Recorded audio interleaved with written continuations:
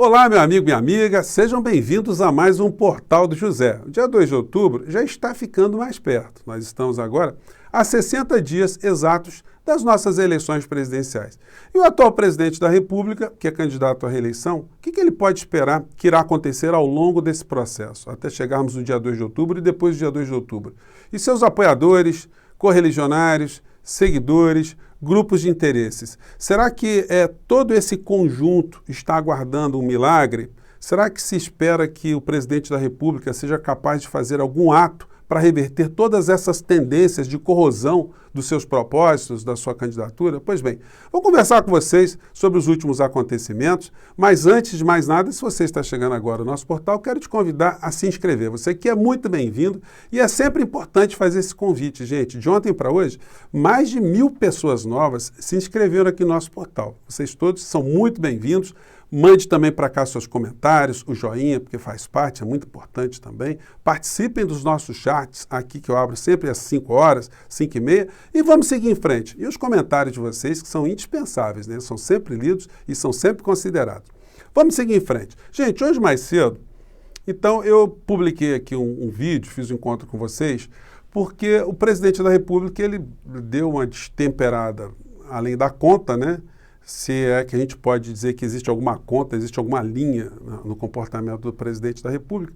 E ele, mais uma vez, bradou que nunca será preso, ele vai reagir atirando, vai dar tiro, enfim, essas coisas todas, né? De bravata em bravata, ele vai enganando algumas pessoas, mas muitas outras vão vendo que o discurso é o discurso de alguém que tem problemas psiquiátricos. Lamentavelmente, tem que falar isso, né? Seria uma ofensa às pessoas que têm, de fato, problemas mentais graves. Mas o presidente da República, então, fez muitas bravatas e ele está sendo pontuado e publicamente por pessoas, generais da reserva, oficiais da reserva, que olham o comportamento do presidente da República em relação às Forças Armadas de uma forma muito ruim, onde ele tenta atrair para esse campo pessoal dos seus interesses, né, as Forças Armadas, as instituições permanentes aqui no Brasil. Evidentemente, quem não está ganhando nada no governo Bolsonaro, não está pendurado numa teta, tem uma visão crítica. E essas pessoas ficam muito ressabiadas em ver colegas de farda apoiando esses delírios do presidente da República, que, como eu tenho dito aqui para vocês, não darão absolutamente em nada. Apenas irão causar muitos temores em muitas pessoas, mas não vai passar disso não. Pode ter atos de treslocados por um lado, para o outro, mas como eu tenho salientado aqui para vocês, se antes já não havia nenhum tipo de condição para o presidente da República quebrar a nossa estrutura democrática, rasgar a nossa Constituição, hoje muito menos. E ele, cada vez mais que fica acuado, ele fala mais impropérios, fala mais insanidades, fala mais bravatas. Saiu com essa na entrevista que eu botei um trechinho para vocês hoje no nosso encontro mais cedo. Ele fez a seguinte declaração sobre a Carta pela Democracia. Bolsonaro chama signatários de sem caráter e cara de pau. O Bolsonaro, para chamar alguém de sem caráter e cara de pau, isso aí merece uma análise profunda, né? O Bolsonaro, ele criticou essa Carta pela Democracia e, na medida que ele vai criticando esse tipo de movimento, ele não se apercebe que a Carta pela Democracia, deixa eu diminuir aqui o rosto dele, que a Carta da Democracia não é apenas uma carta a favor da democracia. É uma carta de repulsa, isso que a gente lê nas entrelinhas, né? De repulsa a um presidente que é um golpista, é uma pessoa sem noção, uma pessoa que não é republicana, uma pessoa que mente, que é cínica, que faz desfaçatez, que age com improbidade e que age cada vez mais por interesses pessoais. Então, a mensagem está sendo essa, que nós, sociedade brasileira, independente das nossas orientações políticas ou ideológicas, nós não concordamos com a quebra da democracia que nós construímos aqui no Brasil a duras penas. Nós vamos discutir as nossas diferenças, mas dentro do campo da civilização e não no campo da barbárie. Então, são essas as mensagens que estão sendo colocadas a Bolsonaro. E ele não se apercebe disso pelas razões que a gente já comentou aqui, né? Pela sua visão limítrofe de muitas situações aqui no Brasil. E para piorar esse isolamento do Bolsonaro, hoje a gente teve mais uma carta, né? Que eu vou colocar aqui, acho que dá para vocês verem o título aqui. Muitas pessoas reclamam que eu passo rápido o jornal, né? Mas é porque eu sempre leio também, né, gente? O título. Está escrito aqui: em carta, a ANJ, a ABERT e a ANER defendem a Constituição. Texto diz: as associações que representam empresas de jornalismo assinaram uma carta em defesa da liberdade de imprensa, da democracia e do processo eleitoral. Mais à frente diz: o documento assinado pela Associação Nacional de Jornais, ANJ, pela Associação Nacional de Editores de Revistas, ANER, e pela Associação Brasileira de Emissoras de Rádio e Televisão é divulgado na esteira de outras cartas em defesa da democracia. Então, o Bolsonaro ele está num isolamento absoluto. Não tem nenhuma instituição, nenhuma entidade que esteja defendendo esse tipo de ação que o Bolsonaro desenvolve todos os dias contra a democracia, contra a nossa sanidade física, a nossa sanidade mental, fazendo com que o Brasil se transforme numa grande balbúrdia, uma anarquia no pior sentido, né? Pois bem, então nós estamos vendo esse isolamento do Bolsonaro e o seu destempero vai fazer o quê com ele daqui até o dia 2 de outubro. Hoje, numa entrevista que ele deu para a Rádio Guaíba, ele mais uma vez mostrou, né, que como ele está sem enxergar a realidade. E, inclusive, por não conhecer o que ele está publicando nas redes, porque quem faz isso é o Carluxo, ou sei lá quem está fazendo, ele simplesmente banca algumas falas, mas sem noção do que está de fato acontecendo. Vou mostrar aqui para vocês do que eu estou falando e interpretar na sequência para o melhor entendimento aqui. Vamos lá.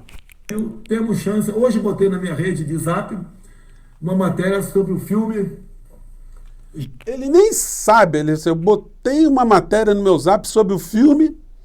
Qual filme? Ele não assistiu. Você, quando assiste um filme que é muito marcante para você, você precisa ficar tentando lembrar do nome do filme que você escreveu um texto sobre ele, uma sinopse que tem a ver com a realidade brasileira.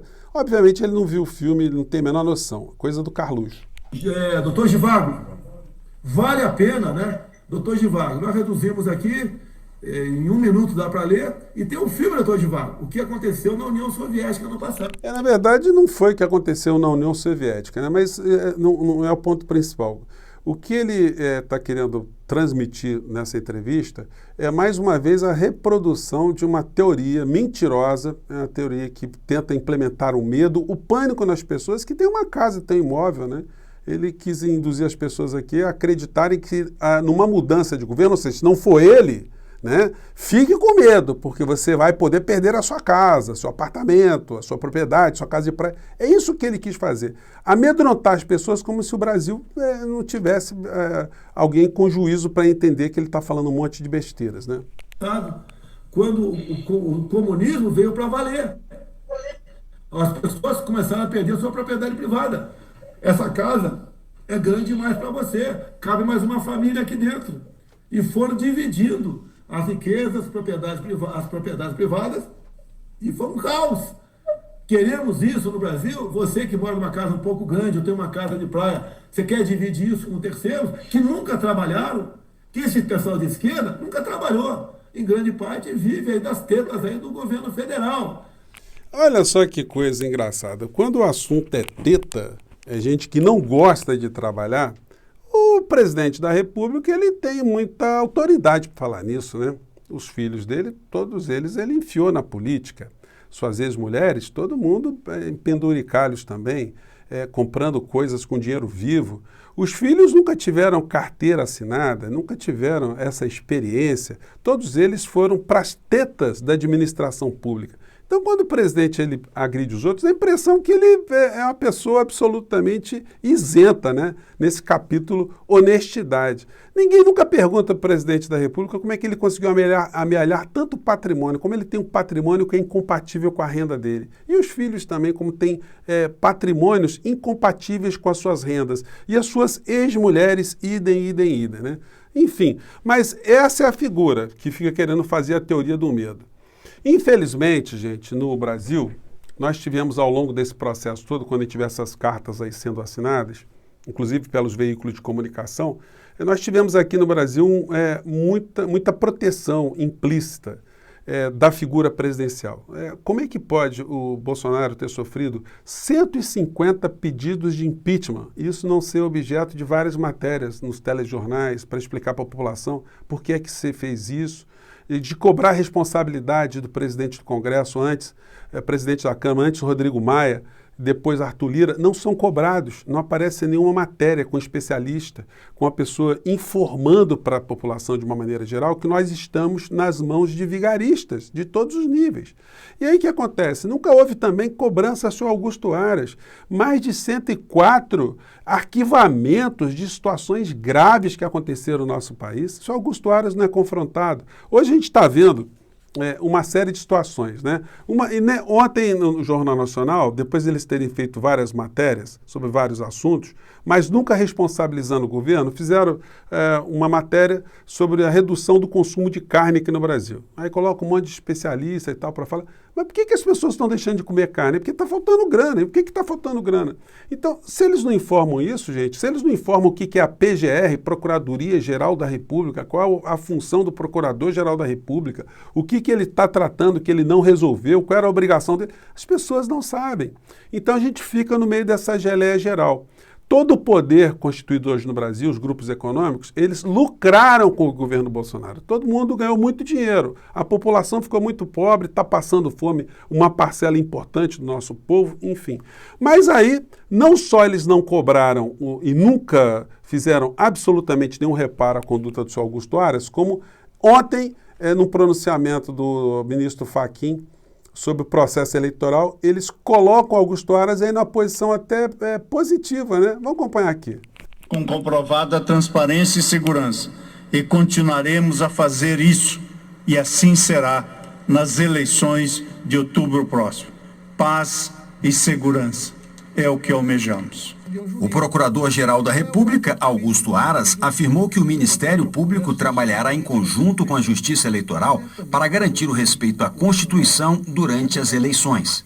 Nós não abrimos mão de participar desse processo. Foi a vontade do Constituinte e nós sabemos que caminhamos juntos para preservar a democracia brasileira. Gente, conversa para inglês ver, né? O senhor Augusto Aras, ele não está muito preocupado com a democracia, não. Aliás, eles estão atuando cada vez mais para enfraquecer a democracia na medida que eles fortalecem o mais antidemocrático personagem político do nosso país, que é o presidente da República. A matéria vai dizendo, PGR critica Moraes e volta a defender arquivamento de investigação de Bolsonaro. Gente, no Jornal Nacional, eu tenho dito para vocês sempre, como a proteção da figura presidencial acontece. Durante o período da pandemia, todas as matérias que aconteciam, o nome assim, explícito do presidente da República não era citado como responsável por uma série de situações que estavam acontecendo no Brasil. Tudo era assim implícito, né? Sugerindo que ele tinha algum tipo de responsabilidade. Veio a CPI da Covid, que mostrou os crimes concretamente. Os crimes foram lá para as mãos do senhor Augusto Aras, a Lindora Araújo, e a gente está vendo esse tipo de desfaçatez em relação ao futuro do nosso país, futuro jurídico, né, dos crimes que foram, em relação aos crimes que foram cometidos aqui. Os telejornais omitem situações que nós apresentamos aqui, como essa aqui, ó, por exemplo. Por que o jornal impresso da família Marinho consegue mostrar essa situação aqui? No Planalto, vigília de orações comandada por Michele. Primeira-dama divulgou imagens com religiosos de madrugada no palácio. Por que isso não é mostrado para as pessoas terem uma noção do que está acontecendo? De que tipo de personagem o Brasil está refém hoje? Se os prédios públicos, eles podem ser utilizados para esse tipo de situação, né? Se isso não é mostrado, como eu digo para vocês, o povo não tem consciência. A gente vai ver nos jornais aqui a senhora Lindora Araújo protegendo aqui o Bolsonaro. A matéria diz, Lindora acusa Moraes de contaminar provas. A Lindora é vice-procuradora da República, né? Aqui mais uma matéria, dizendo a mesma coisa, na mesma linha, né? Diz o seguinte a matéria, PGR critica Moraes por manter a investigação contra o presidente. Nós temos essa situação muito esquizofrênica aqui no Brasil. Nós temos as instituições que deveriam processar autoridades pelo cometimento de crimes, inclusive o presidente da República, só que eles funcionam como advogados de defesa.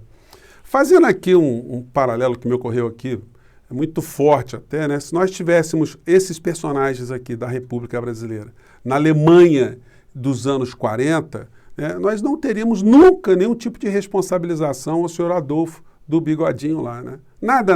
Ele estaria absolutamente imune, isento, sem nenhum tipo de reprovação, como acontece aqui.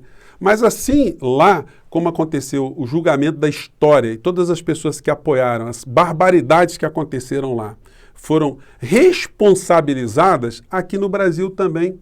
Esses personagens, por mais que eles não tenham uma responsabilização jurídica, perante os olhos da sociedade, os olhos dos cidadãos, os olhos dos familiares das vítimas, esses cidadãos, essas criaturas que estão nessa posição, serão sempre consideradas figuras com as mãos sujas de sangue. Pessoas que pularam numa piscina repleta de sangue e ficaram com sangue entranhado na sua alma desde então. É isso que vai acontecer com a senhora Lindora, com o senhor Augusto Aras.